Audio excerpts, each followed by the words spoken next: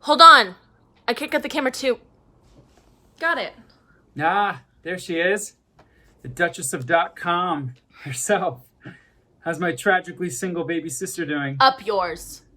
The pantry's full. There's a full bar and a ton of books I haven't read. I have access to the roof and a private gym, so it's looking like I'll survive the apocalypse. What about you? What about me? Like, how are you doing and stuff? Still sleeping with every insta-gay in West Hollywood? Very funny. I can smell you through the screen, and believe me, it's no Chanel No. 5. It's more like poppers, latex, and shame. There's a guy met at a friend's party a few months ago and finally went on a date last week. We really connected, you know, plus he's verse. But then the quarantine happened and then... Sucks for you, dude. Sorry. Have you guys Skyped or FaceTimed or, Zoomed? Can't. He lives with his boyfriend. Some Tinkerbell go-go boy who models for Andrew Christian. Wow. Them's the breaks. You don't usually call me out of the blue like this. Everything okay with mom and dad? Actually, it's Hunter. Saw his latest post? Of course not. I move money around. I don't have time for it. Yeah. I'm sending you the link now. Uh-huh. You get it? Zoe, relax. I said I'm on it. Well, hurry up and read it already. Holy shit. See? Holy shit. Right? Zoe, why'd you call me? Why aren't you on the phone with him? Why aren't we... Because I didn't know what to say, Zach. This is bad. This is very bad. You never bury the lead. I don't care about how your life is going in New York. You're a starving artist on the internet or whatever. We get it. Bastard. You still have no clue what I do for a living? Don't care. Is he sick? He can't be sick. Why is that moron so selfish? There's a fucking pandemic outside and I can't believe, what does he expect us to do? I can't drop everything, go to London, procure his remains, plan a funeral. Zach! What? Why don't we just get him on the phone or his iPad or whatever and talk to him, together? We'll figure out what he's going through, where his head is at, what we can do. All of that, okay? He posted his last will and testament online. Our big brother just posted his last will and testament online for everyone to see. I mean, it's everywhere. Facebook, Twitter, Snapchat, it's even on TikTok. He has a TikTok account? Zach, take a breath. I sent him the link. In the meantime, let's try to contact him. It's ringing. Good. Still ringing. Yep. It's ringing, but he isn't picking up. I mean, why have a phone if you'll just let it ring? 'Cause he knows that it's annoying. Think perhaps that he's just toying with my feelings. Our feelings. He wouldn't dare, would he dare? He would dare, is he there? God, I swear he doesn't really care. Not one tiny bit, God. That self-indulgent, self-absorbed, sanctimonious piece of... Text. What? Try texting him. Yeah? Yup. Yeah, let's text bomb that motherfucker! Hey, asshole, we're trying hard to reach you. And did no one ever teach you that it's rude not to answer when your brother tries to call? And your sister too, who loves you. So Hunter, please pick up. All right, I sent a link to the Zoom call in a text. I also sent it to Facebook Messenger, and he should have received an invite via his Google Calendar. Same. Still nothing. Nope. Nothing. Shit. Do you think he isn't picking up because he cannot pick it up? He could be gravely ill. Lying on the couch, dying on the floor, crying out for help, trying to pick up his phone. His fever may be spiking and his tongue may be blue. He just can't answer 'cause his log is still gone. That poor pathetic piteous, Portly, pretty plain, precious brother of ours. Yours. Hey, jackass, I've never asked for much. Don't even need to keep in touch, but posting your will online is absolutely asinine. Please don't turn us away. Let us better not be dead, 'cause I'm not gonna pick up all the pieces when you die. You can keep that stick up your ass, but why won't you answer your phone? Pick up, pick up, pick up, pick up, pick up!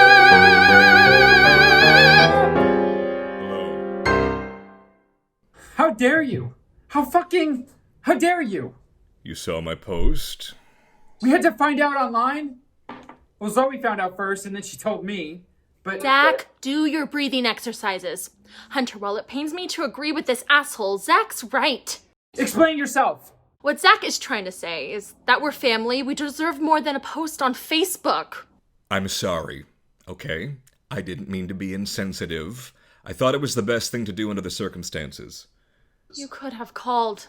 I woke up to like 80 text messages. Family, friends, people I haven't spoken with since middle school are sending me their thoughts and prayers, asking about my older brother, the hotshot attorney who fled to London for a dream job. Is your brain leaking or something? What are you thinking? Well, what if mom or dad saw that? What then? Honestly, Hunter, you could be so selfish. Honestly, I didn't mean to hurt anyone. With things the way they are here, with it being business as usual and herd immunity, I just figured... So what? You're infected? You're one of the infected? We're not in some George A. Romero film. This is real. What's happening here in London, what's happening in Rome, what's happening back home, we have to be prepared for the worst. Preparation is great, but dropping a bomb like the one you did this morning without letting your family know first and foremost? I've already apologized, Zoe. Remember that time we rode our bikes, cruising the streets of Lavender Heights that summer you left for school? All those sweet creatures with their leather and spikes glowed like fireflies in the blackest of nights. We nearly lost our fucking cool. So we stopped and explored this park. All these bright young things dancing in the dark, then one smelling of cheap cologne. Wished you away, and I was on my own. Just like the day you left me out to wander the wilderness like a lost scout while you got your fill and had your fun. Oh, you decided to be an island of one. Remember that time at the movie house, watching that film with Christian Bale when we skipped a day of school? That scene where he stretched in his tidy whities and ditched his blouse, eyes photographing every little detail. We snuck in, only to sweat and drool. Another boy was there, looked like James Dean, a vision of a tween dream magazine. You said you had to run, went to the bathroom stall, leaving me a mess when the blood began to fall. Just like the day you left me out to wander the wilderness like a lost scout. Just like the evening news, the story spun, and you decided to be an island of one. Now I'm not gross, I didn't want to join any funny games that involved your loins. Just saying, you've always been this way. And sorry, I'm not sorry, that is not okay. And fuck it, I'm selfish. Fuck it, I'm scared that you'd rather be a martyr and do things alone. After all we have shared. Just like the day you left me out to wander the wilderness like a lost scout. There's so much more you could have done, but you decided to be an island of one. An island of one. An island of one. Hunter, are you infected? Kenneth. He was my +1 at Thanksgiving dinner last year, you remember? Of course, Kenneth. He's a snazzy dresser, looks like poor man Anderson Cooper type, but younger and less douchey. Oh, him. He was one of your better choices. Really, Zach? Almost 3 weeks ago, he tested positive, and now he's in emergency care. Hooked up to vents and respiratory outlets, doped up on every kind of panacea you can think of. Penicillin, anesthesia, morphine, homeopathic remedies. Nothing's working. I got a call from his doctor this morning. He's been unresponsive. We've been together 4 years, and the man that I've been living with and have spent nearly every waking moment in this city outside of work with is dying, and I can't get to him. I can't comfort him. I can't be around him. His family can't leave their house and get to him, and I can't leave this apartment either, so... Plus what, Hunter?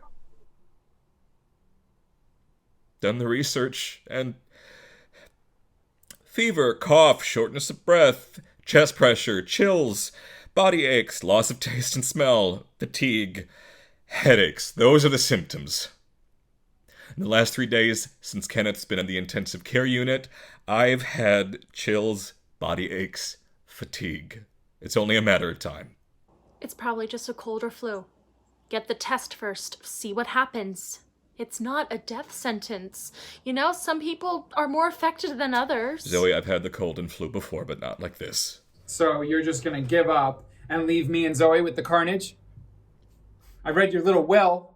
You gifted me a few $100,000 from your savings and a few of your Armani suits, but Zoe gets a timeshare. I'm guessing sandals. And your place in London? How is that fair?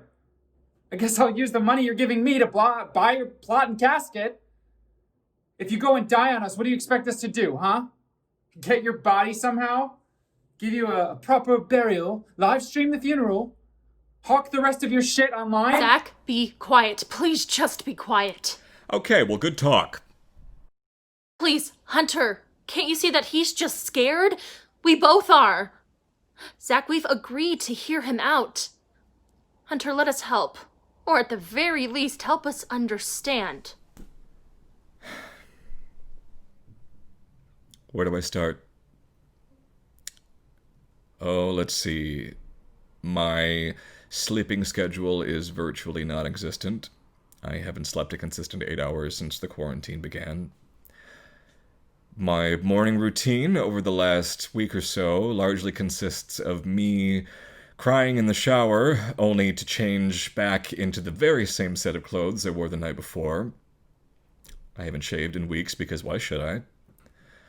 There's no toilet paper in the house, but there's a bidet, so thank heavens for tiny miracles. You know, one of my neighbors died. This little old lady would invite me over sometime for figgy pudding and coffee. I'd go over and keep her company. All of her kids are way up north. She was 87. Lived through the Blitz and Thatcher and Brexit. And then, with the snap of a finger, dead. And then Kenneth got sick, and then... The only way I've managed to keep sane is to hold on to something he said on our second or third date. Beauty is everywhere. Leave it to me to fall in love with a photographer. Fucking new romantic. Try as I might, all I see are storm clouds where there are silver linings. Outside my window, women and children sit at windowsills and stare out into the endless vista of pastel-colored houses in Notting Hill. People drink their anxiety away on rooftops. Teenagers in masks and gloves do tricks on their skateboards. Clouds in the sky pull apart like Velcro. Children run outside, some are paper thin, and some are jello. Wind blows through every blade of grass. Fast Technicolor cars whizzing past. For every John, there's a Jane Doe. But what's at the end of my rainbow? People are people, and people are strange. Stubborn, but like the sea, they change. No matter what shape and size, color of eyes, style of hair. There's beauty, there's beauty, there's beauty everywhere.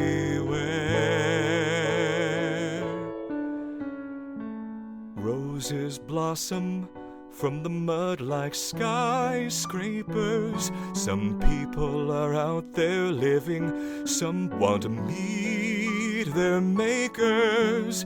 Birds sing a song of spring. Faces come in dreams when loneliness stings. Ain't afraid of lions, tigers, or bears, but dying alone's not my type of affair. People are people, and people are strange. Stubborn, but like the sea, they change. No matter what shape and size, color of eyes, and style of hair, there's beauty, there's beauty, there's beauty everywhere. So I try very hard to see the bright side, even when my soul is crushed and my spirit has died. And I smile and pretend everything's okay, dreaming of the one that got away. People are people, and people are strange. Stubborn, but like the sea, they change. No matter what shape and size, color of eyes, and style of hair, there's beauty, there's beauty, there's beauty everywhere.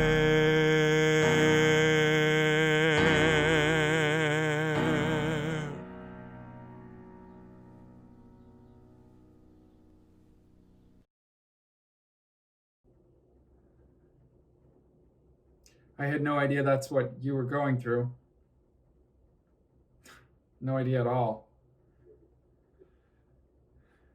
You might be a narcissistic, self-indulgent, self-absorbed, sanctimonious piece of shit, but you're my narcissistic, self-indulgent, self-absorbed, sanctimonious piece of shit big brother. And listen, maybe I'm broken, okay? I'm not close to many people, and maybe that's why I can't find someone with that something special like you found in Kenneth. To be honest, Hunter, you and Zoe are all I have. I can't lose you. I can't lose either of you. I just can't. Hunter? The man I love. The only man I've ever loved. The only man who's ever loved me is wasting away on some hospital bed. And I just want to die. You know? It's like my beating heart was ripped right out of me, and the bastard that took it from me is staring me down, chewing on it. The only thing I can do is drink, and I'm running out of that too, so... You're not alone.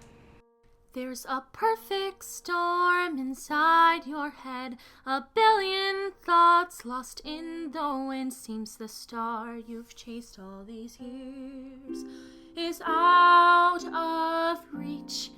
All your dreams will fade on some hospital bed. You're all alone like like the herd has thinned, but I'm right alongside you on that desert island beach.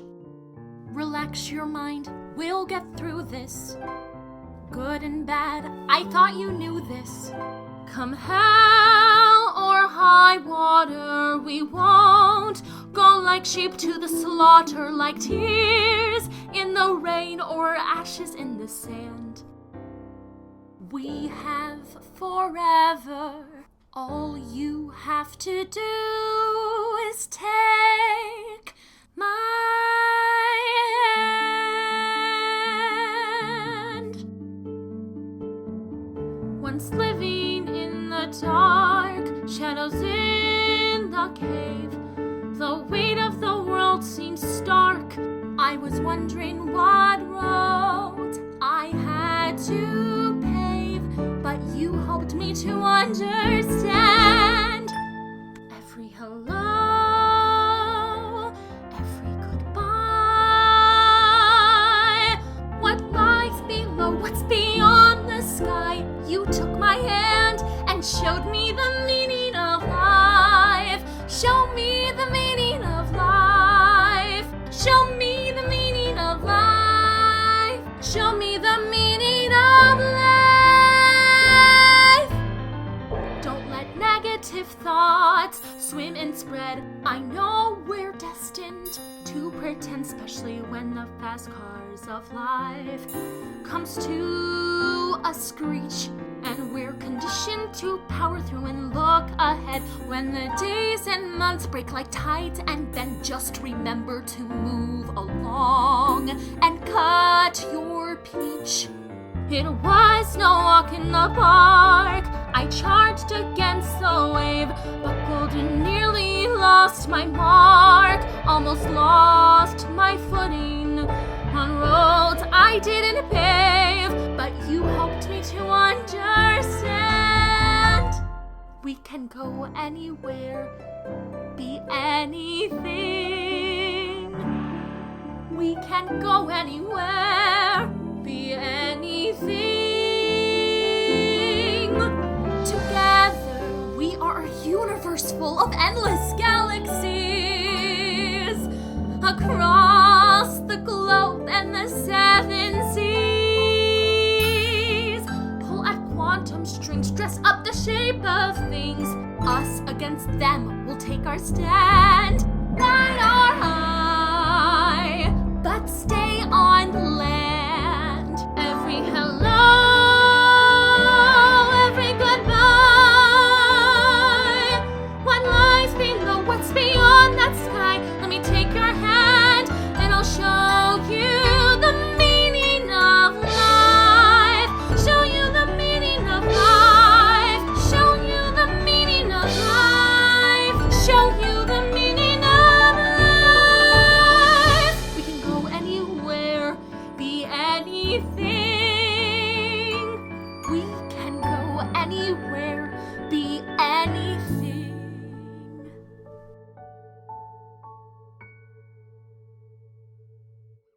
Don't give up, okay? We'll figure something out. We always do. In the meantime, get tested. Yeah, sure. We're right here. Both of us. Day or night, night and day. And I suppose we'll have another one of these chats?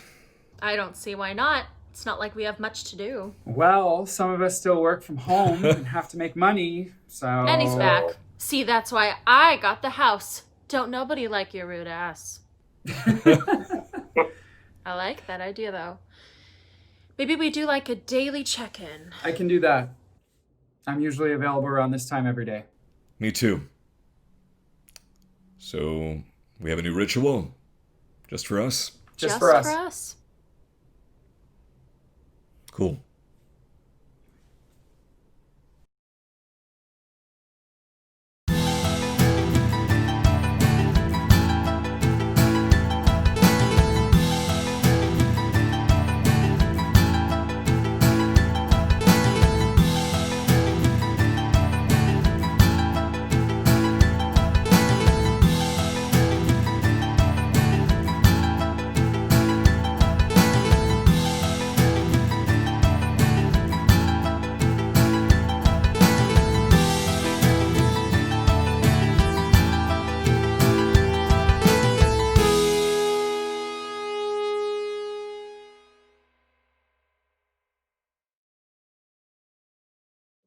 Hi everyone, my name is Teresa. I'm the artistic producer on this project, and I am here with the team from Longview.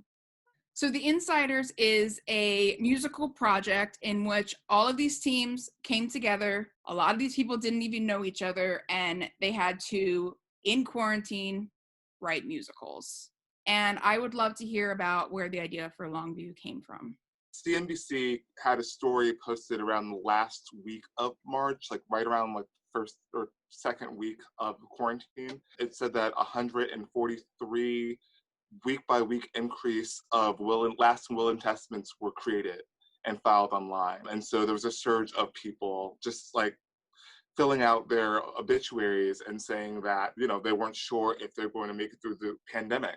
Originally, the idea that we had was to write a kind of like love story with drones. And we were like, that is not where we're living right now. We kind of settled on this kind of idea of what was happening in the news in real time and take this kind of like small kind of story and kind of like balloon it up. And I personally was very glad when we determined that the actors were going to be siblings, because that really resonated very well with me. I have 3 older brothers myself that I haven't seen since the holidays. So when the quarantine hit, the pandemic started, I was very much missing my family. So when we determined that was going to be the dynamic in the show, I was very happy with that. So I think that's interesting, by the way, that you're the baby brother, and then you're the older brother. I'm the older brother. That's why I was writing from that perspective. I was actually opposite of that. Me as an older sister, I have 2 younger siblings, and then in this play, I'm the baby. So I thought that was pretty cool too. Adding to that, I am the baby in my family. I've never been a middle child who's sort of vowed for attention. I've always gotten the attention. So it's interesting that we all kind of made that switch. What was challenging or exciting about this project and collaborating remotely? I was like the last writer of the group that kind of came in. We had a writer who got a TV gig. We had another composer, and the first composer, they left. And before I knew it, we had about like 3 or 4 composers that had left the project, that came on and left the project. When Marc Chan came on the project, the idea was that we're going to create a song between the siblings to kind of establish like where they were. He asked me to write a book scene. I wrote the book scene, and he kind of took bits and pieces of that book scene and made a song out of it.